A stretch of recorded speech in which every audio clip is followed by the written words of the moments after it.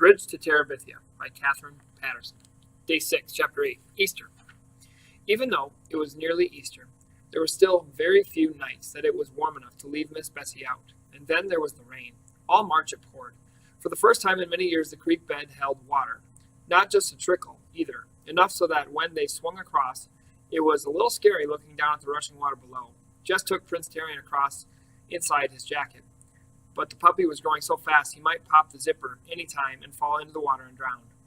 Ellie and Brenda were already fighting about what they were going to wear to church. Since Mommy got mad at the preacher 3 years back, Easter was the only time in the year that the Aarons went to church, and it was a big deal.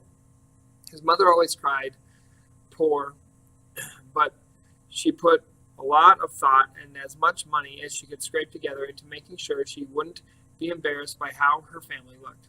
But the day before she planned to take them all over to Millsburg Plaza for new clothes, his dad came home from Washington early. He'd been laid off. No new clothes this year. A wail went up from Ellie and Brenda like two sirens going to a fire. "You can't make me go to church," Brenda said. "I ain't got nothing to wear, and you know it." "Just 'cause you're too fat," Maybelle muttered. "Did you hear what she said, Mama? I'm going to kill that kid." "Brenda, will you shut your mouth?" his mother said sharply, then more wearily. "We got a lot more than Easter clothes to worry about." His dad got up noisily and poured himself a cup of black coffee from the pot on the back of the stove. "Why can't we charge some things?" Ellie said in her wheedling voice. Brenda burst in. "Do you know what some people do? They charge something and wear it, and then they take it back and say it didn't fit or something. The stores don't give them no trouble." Her father turned in a kind of roar. "I never heard such a fool thing in my life. Didn't you hear your mother tell you to shut your mouth, girl?" Brenda stopped talking, but she popped her gum as loudly as she could, just to prove she wasn't going to be put down. Jess was glad to escape to the shed in the complacent company of Miss Bessie. There was a knock. "Jess?" "Leslie, come on in." She looked first and then sat on the floor near his stool. "What's new?" "Lord, don't ask." He tugged the teats rhythmically and listened to the plink, plink, plink in the bottom of the pail. "That bad, huh? My dad's got laid off, and Brenda and Ellie are fit to fry because they can't have new clothes for Easter." "Gee, I'm sorry." "About your dad, I mean." Jess grinned. "Yeah, I ain't too worried about these girls.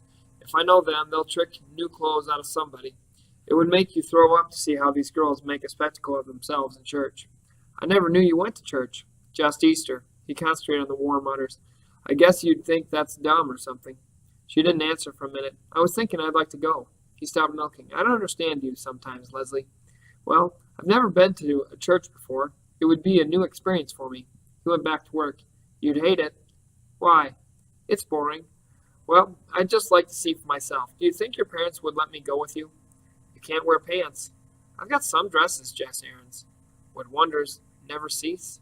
"Here," he said, "open your mouth." "Why?" "Just open your mouth." For once she obeyed. He sent a stream of warm milk straight into it. "Jess Aarons." The name was garbled, and the milk dribbled down her chin as she spoke. "Don't open your mouth now. You're wasting good milk."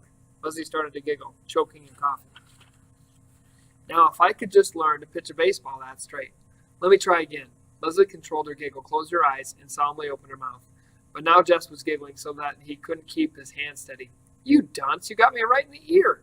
Leslie hunched up her shoulder and rubbed her ear with the sleeve of her sweatshirt. She collapsed into giggles again. "I'd be obliged if you'd finish milking and come on back to the house." His dad was standing right there at the door. "I guess I'd better go," said Leslie quietly. She got up and went to the door. "Excuse me." His dad moved aside to let her pass. Jess waited for him to say something more, but he just stood there for a few minutes and then turned and went out. Ellie said she would go to church if Mama would let her wear the see-through blouse, and Brenda would go if she at least got a new skirt. In the end, everyone got something new except Jess and his dad, neither of whom cared. But Jess got the idea it might give him a little bargaining power with his mother. "Since I ain't getting anything new, could Leslie go to church with us?" "That girl?" He could see his mother rooting around in her head for a good reason to say no. "She don't dress right." "Mama," his voice sounded as prissy as Ellie's. "Leslie's got dresses. She's got hundreds of them."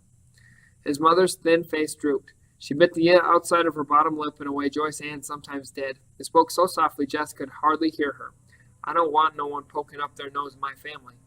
Jess wanted to put his arm around her the way he put it around Maybelle when she was in need of comfort. "She don't poke her nose up at you, Mama. Honest." His mother sighed. "Well, if she'll look decent."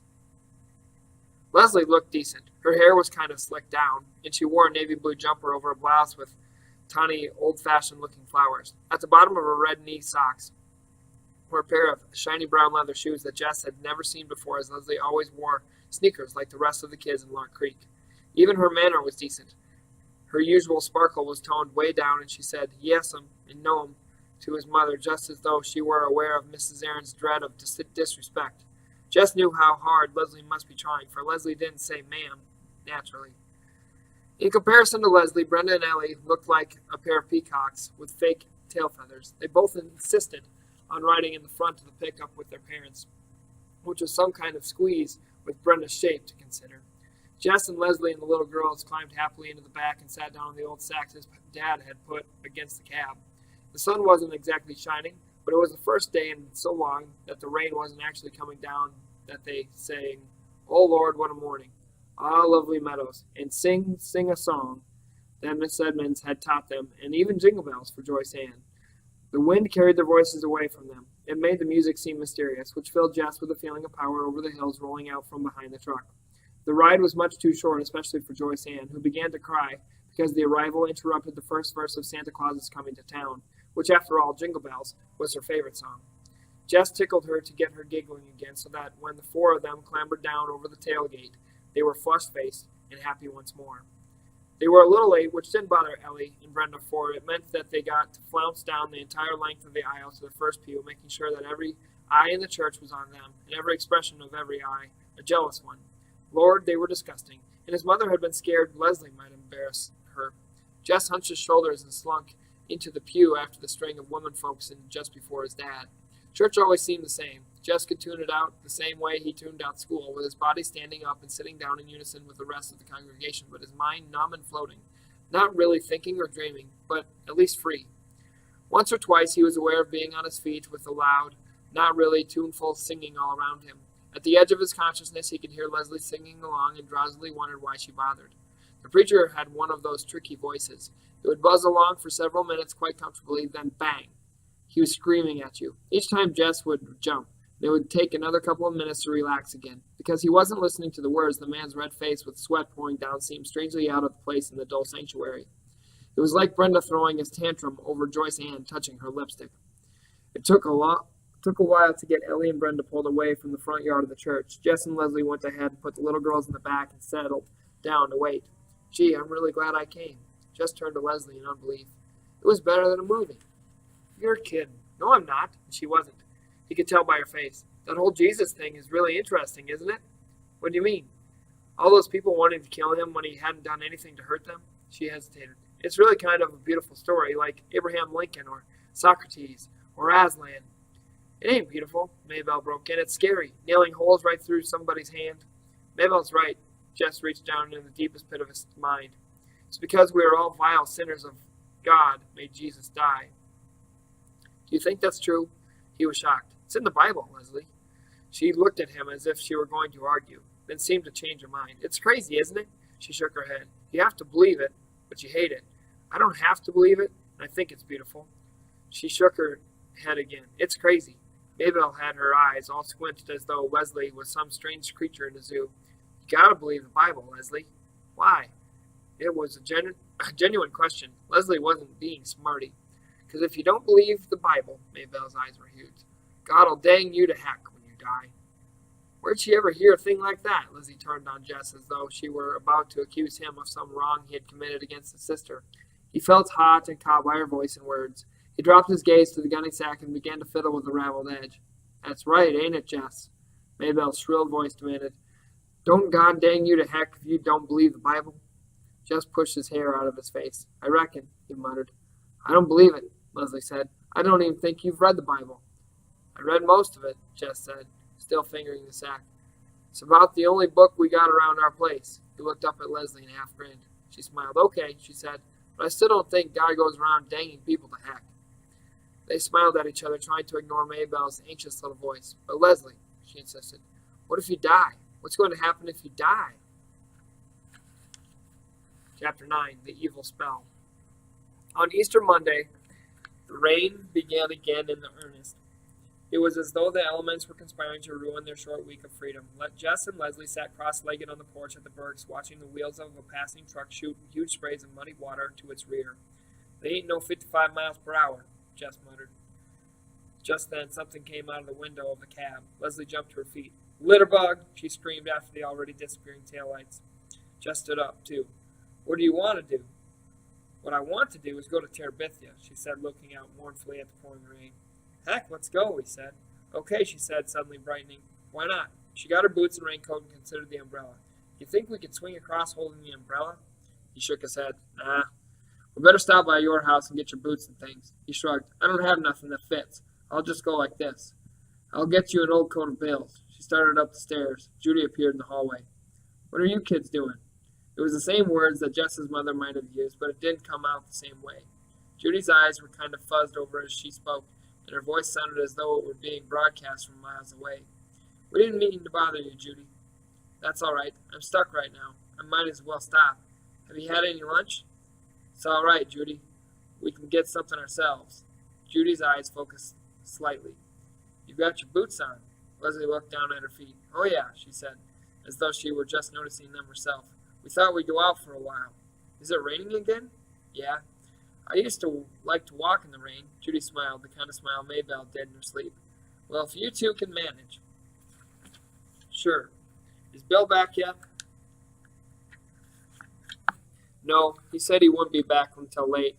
Not to worry." "Fine," she said. "Oh," she said suddenly, and her eyes popped wide open. "Oh!" She almost ran back to her room, and the plinkety-plink of the typewriter began at once. Leslie was grinning. She came unstuck. He wondered what it would be like to have a mother whose stories were inside her head instead of marching across the television screen all day long. He followed Leslie up the hall to where she was pulling things out of a closet. She handed him a beige raincoat and a peculiar round black woolly hat.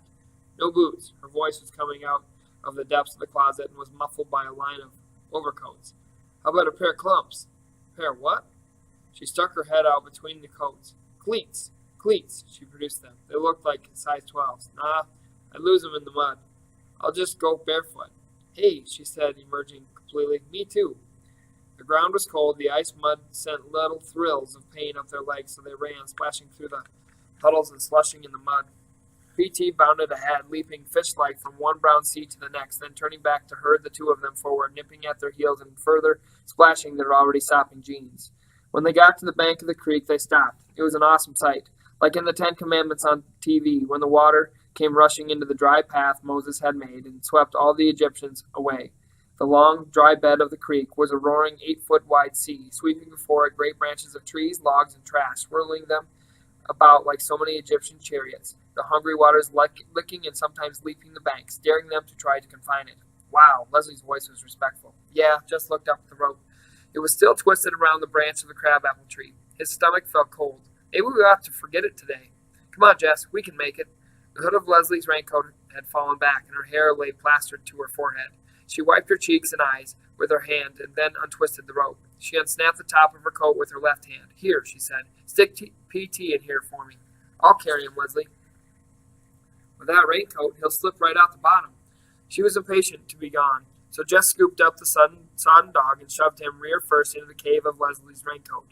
"You gotta hold his rear with your left arm and swing with your right, you know." I know." She moved backward to get a running start. "Hold tight." "Good gosh, Jess." He shut his mouth. He wanted to shut his eyes, too, but he forced himself to watch her run back, race for the bank, leap, swing, and jump off, landing gracefully on her feet on the far side. "Catch!" He stuck his hand out, but he was watching Leslie and P.T. and not concentrating on the rope, which slipped off the end of his fingertips and swung in a large arc out of his reach. He jumped and grabbed it, and shutting his mind to the sound inside of the water, he ran back and then speeded forward. The cold stream lapped his bare heels momentarily, then he was into the air above it, and falling awkwardly and landing on his bottom. P.T. was on him immediately, muddy paws all over the beige raincoat and pink tongue sandpapering Jess's wet face. Leslie's eyes were sparkling. "Arise," she barely swallowed a giggle. "Arise, King of Terabithia, and let us proceed into our kingdom." The King of Terabithia snuffled and wiped his face on the back of his hand. "I will arise," he replied with dignity, "when thou removes this fool dog off my gut." They went to Terabithia on Tuesday and again on Wednesday. The rain continued sporadically so that by Wednesday the creek had swollen to the trunk of the crab apple, and they were running through ankle-deep water to make their flight into Terabithia. And on the opposite bank, Jess was more careful to land on his feet. Sitting in cold, wet breeches for an hour was no fun, even in a magic kingdom. For Jess, the fear of the crossing rose with the height of the creek. Leslie never seemed to hesitate, so Jess could not hang back. But even though he could force his body to follow after, his mind hung back, wanting to cling to the crabapple tree the way Joyce Ann might cling to Mama's skirt. While they were sitting in the castle on Wednesday, it began suddenly to rain so hard that the water came through the top of the shack in icy streams. Jess tried to huddle away from the worst of them, but there was no escaping the miserable invaders. "Dost know what is in my mind, O king?" Leslie dumped the contents of one coffee can on the ground and put the can under the worst leak. "What? Methinks some evil being has put a curse on our beloved kingdom. Dang weather bureau." In the dim light, he could see Leslie's face freeze into most queenly pose, the kind of expression she usually reserved for vanquished enemies. She didn't want to kid. He instantly repented his unkingly manner.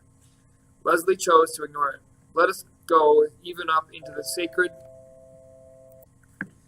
grove and inquire of the spirits what this evil might be and how we must combat it. For a truth I perceive that this is no ordinary rain that is falling upon our kingdom." "Right, Queen," Jess mumbled and crawled out of the low entrance of the castle stronghold. Under the pines even the rain lost its driving power. Without the filtered light of the sun, it was almost dark, and the sound of the rain hitting the pine branches high above their heads filled the grove with a weird, tuneless music. Dread lay on Jess's stomach like a hunk of cold, undigested donut. Leslie lifted her arms and faced upward toward the dark green canopy. "O spirits of the grove," she began solemnly, "we are come on behalf of our beloved kingdom, which lies even now under the spell of some evil unknown force. Give us, we beseech thee, wisdom to discern this evil and power to overcome it." She nudged Jess with her elbow. He raised his arms. He felt the point of her sharp elbow again. Yes, please listen, thou spirits." She seemed satisfied. At least she didn't poke him again.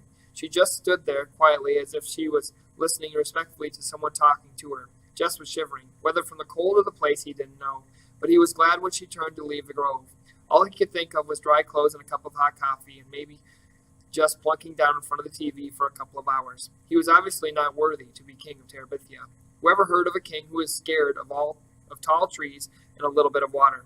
He swung across the creek almost too disgusted with himself to be afraid. Halfway across he looked down and stuck his tongue out at the roaring below. Who's afraid of the big bad wolf? "Tra-la-la-la-la," he said to himself, then quickly looked up again toward the crabapple tree. Plodding up the hill through the mud and between down grasses, he slammed his bare feet down hard. "Left, left," he addressed them inside his head. "Left my wife and 49 children without any gingerbread. Think I did right? Right, right, by my... Why don't we change our clothes and watch TV or something over at your house?" He felt like hugging her. "I'll make us some coffee," he said joyfully. "Yuck," she said, smiling, and began to run for the old Perkins place, that beautiful, graceful run of hers that neither mud nor water could defeat. It had seemed to Jess when he went to bed Wednesday night that he could relax, that everything was going to be all right, but he awoke in the middle of the night with a horrible realization that it was still raining.